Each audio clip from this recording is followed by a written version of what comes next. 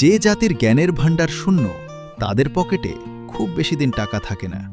প্রশান্ত মহাসাগরের দ্বীপরাষ্ট্র নাউরুর ক্ষেত্রে কিন্তু ঠিক এটাই ঘটেছিল।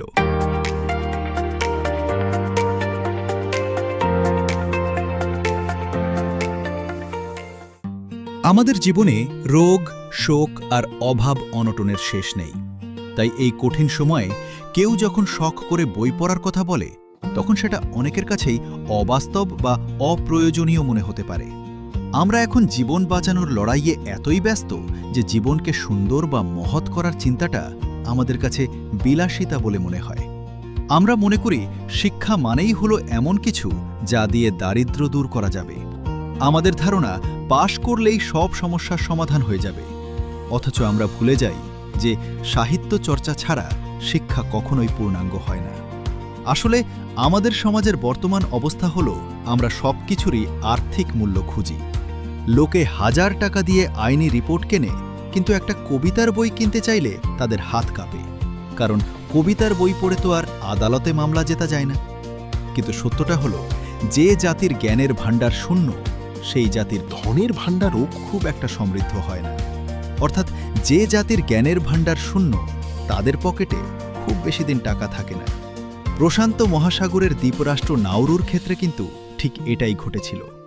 70-এর দশকে নাউরু তাদের দ্বীপের ফসফেট বিক্রি করে মাথাপিছু আয়ের দিক থেকে পৃথিবীর অন্যতম ধনী দেশে পরিণত হয়।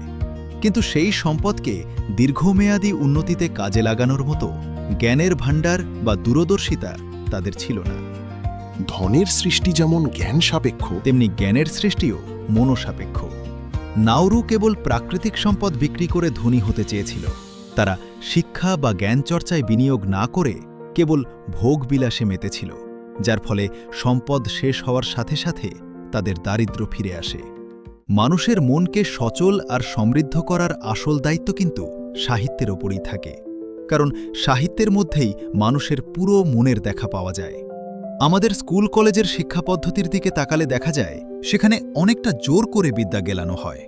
যেমন, কোনো মা যদি মনে করেন জোর করে বাচ্চাকে দুধ খাওয়ালেই সে সুস্থ থাকবে, আর বাচ্চা যদি সেটা হজম করতে না পেরে ছটফট করে, তবে সেই মা বাচ্চার ভালোর বদলে মন্দের আশঙ্কাই বাড়িয়ে দেন। আমাদের শিক্ষা ব্যবস্থাও অনেকটা তেমনই। নোট মুখস্থ করে পরীক্ষায় উগরে দিয়ে আমরা পাস তো করি, কিন্তু আমাদের মনের বিকাশ ঘটে না। এর ফলে আমাদের মনের শক্তি বা প্রাণশক্তি দিন দিন কমে যাচ্ছে।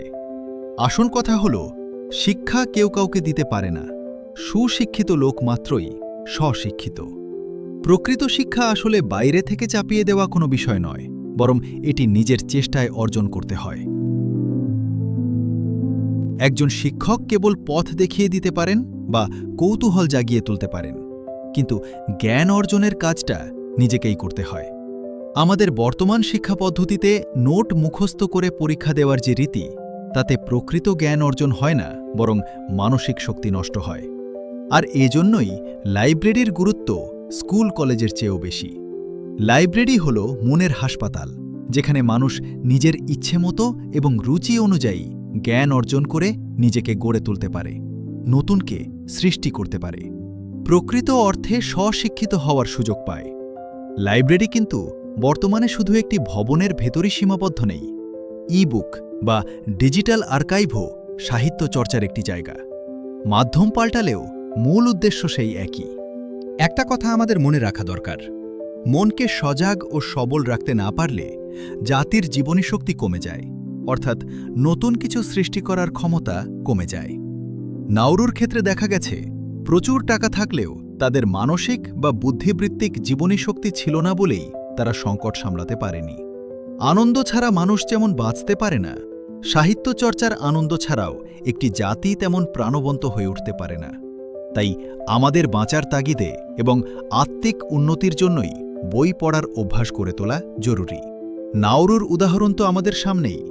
এ কারণেই লাইব্রেরি বা বই পড়ার গুরুত্ব এত বেশি, কারণ সেখানে মানুষ কোনো বাধ্যবাধকতা ছাড়াই নিজের মনকে বিকশিত করার সুযোগ পায়।